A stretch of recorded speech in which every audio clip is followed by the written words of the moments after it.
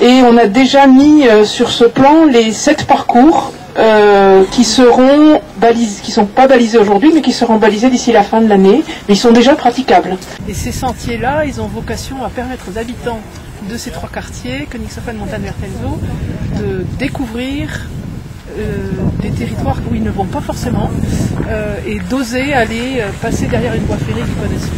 Ils ne sont pas encore allés, ou aller dans le quartier d'à côté, ou traverser la rivière, d'oser aller se promener dans ces espaces parce qu'ils ont un caractère naturel qui est important, qui fait du bien à tout un chacun. Je crois que je suis nourrie par le territoire, peu à peu. Donc je me suis rendu compte que peu à peu ce territoire est devenu mon jardin. Et que j'ai appris à m'y promener comme si j'étais chez moi. Et je m'en sens un petit peu responsable. Donc cette énergie-là, elle vient du plaisir.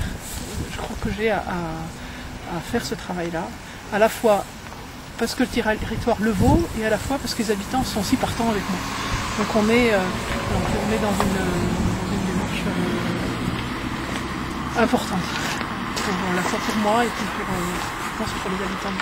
Donc parce que en fait quand j'ai travaillé au Conseil du Prolet, je me suis rendu compte qu'il y avait beaucoup de femmes en difficulté et qui aimeraient bien travailler mais qui n'arrivaient pas à trouver un emploi.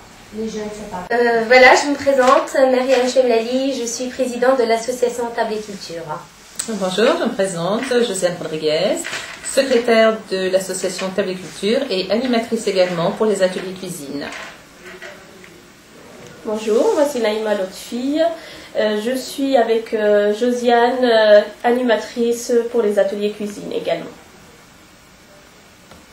Alors en fait l'idée de l'association est partie déjà en 2009 parce que avant je travaillais en fait sur le quartier, j'étais travailleur social et puis j'animais des ateliers cuisine et puis j'avais d'un côté des collègues qui venaient d'autres associations de quartier qui cherchaient au manger mais ils ne trouvaient pas le midi à part le Flunch qui reste toujours un restaurant en fait, on va dire restauration rapide, c'est pas un restaurant fait maison. Et puis d'un côté, voilà, on avait ces ateliers cuisine, ces mamans qui excellaient dans ce domaine. Donc du coup, je me suis dit pourquoi pas allier les deux et faire quelque chose. Surtout qu'on avait un besoin sur le quartier. Donc voilà, l'idée est partie de là. En fait, c'est vraiment voilà, un essai pour les enfants. On est là vraiment pour leur permettre justement d'acquérir un peu d'expérience là, sur une petite période. Et c'est toujours ça, quoi, je veux dire, et pour les femmes surtout. Voilà, pour nous, enfin voilà, pour moi en particulier, je sais quand je suis venue aux ateliers cuisine la toute première fois, j'ai trouvé ça génial. Voilà, il y avait toutes les nationalités, il y avait une super bonne ambiance, on cuisinait vraiment dans la joie, dans la bonne humeur, je trouvais ça super. Il y a beaucoup d'échanges. Il y a eu beaucoup d'échanges, voilà, de tout, hein, pas forcément que de la cuisine, on a vraiment abordé tous les sujets, hein, c'était vraiment, même encore maintenant, je veux dire, on parle de tout. Bien sûr. Et je trouve ça génial. Voilà, parce qu'en fait, on a l'avantage de vivre dans un quartier très riche en culture. On a différentes nationalités, différentes origines. Donc les gens, voilà, c'est dommage qu'on ne mette pas cette richesse et leurs compétences aussi en valeur. Parce qu'il y a des femmes qui savent faire beaucoup de choses. Il n'y a pas que la cuisine. Parce qu'en général, l'association vise aussi à améliorer, on va dire, faire émerger la culture en général sur le quartier. Donc il y a des femmes qui savent faire beaucoup de choses, hein, des femmes qui créent leurs vêtements, des femmes qui font des tableaux, qui chantent. Il y a des jeunes aussi, pareil, qui font du théâtre, qui font du chant. Pourquoi pas, par le biais de ce restaurant, leur permettre de se produire ou d'exposer si ça peut déboucher sur un contrat ou sur des commandes. Pourquoi pas, en fait, on voudrait que ce lieu soit convivial, hein. Pas qu'un restaurant, les gens viennent juste manger et repartir. Hein. Il faut que les gens voilà, se rencontrent, se parlent, s'échangent, s'entraident, pourquoi pas. Hein. Voilà, ça c'est vraiment notre projet. Alors, je m'appelle Yolande, j'ai presque 60 ans et je suis engagée dans la vie du quartier depuis 5 ans maintenant. Et j'ai vécu toute ma vie, presque. Je suis arrivée à Königshofen, j'avais 1 an. Et donc j'ai vécu presque toute ma vie à Königshofen. Et qu'est-ce que vous faites alors dans ce quartier de Königshofen depuis 5 ans? Eh bien, je me suis engagée dans une association qui s'appelle Königshofen Demain, que nous avons créée avec d'autres habitants du quartier et qui voulaient que Königshofen ne soit pas un petit peu destiné à l'oubli et que Königshofen soit un quartier vivant avec tous les gens qui sont arrivés. On essaye d'inclure tous les gens. En 50 ans, j'ai connu beaucoup de monde dans le quartier. J'ai rencontré, à l'époque, j'avais mes copines de classe. Il y en a beaucoup, il y en a encore quelques-unes qui vivent toujours comme moi dans le quartier. Il y en a beaucoup qui sont partis. Il y en a que j'ai retrouvés au bout d'un certain nombre d'années.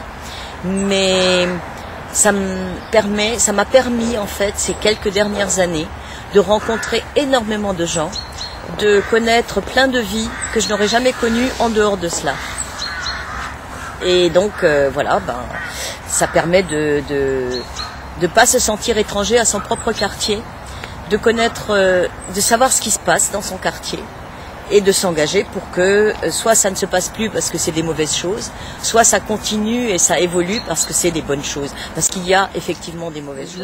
Je m'appelle donc Marie Friedelmeier et j'ai rejoint ce quartier par la relation avec Marie Carayol,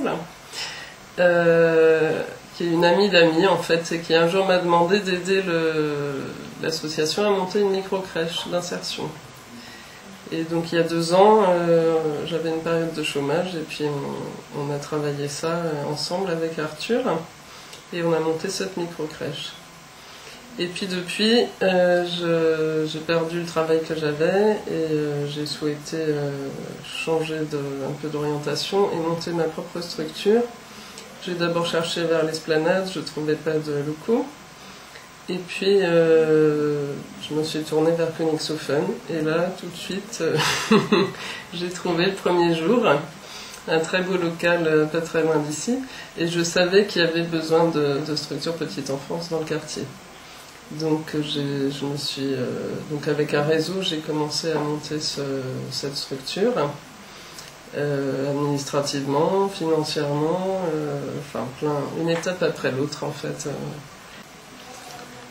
Et je crois que ça correspond à un peu un trait de mon caractère qui est indépendant, qui peut même être rebelle dans certaines circonstances, quand je sens que l'humain n'est pas au centre en fait, quand c'est le chiffre qui compte ou que c'est mal organisé, mal géré au niveau humain et que du coup ça se répercute sur l'équipe et sur les enfants.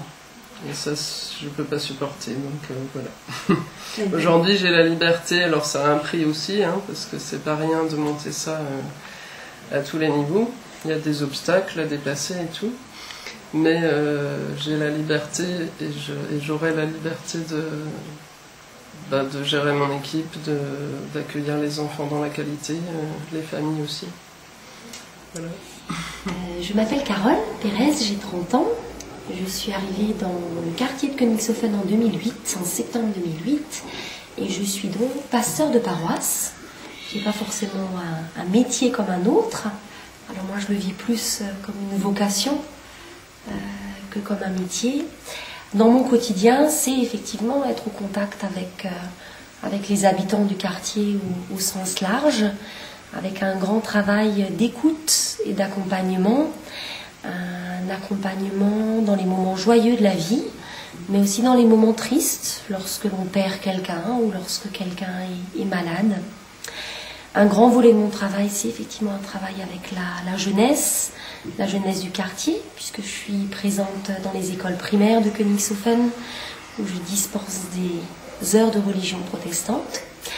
Un travail aussi avec les adolescents de la communauté paroissiale et avec les plus petits.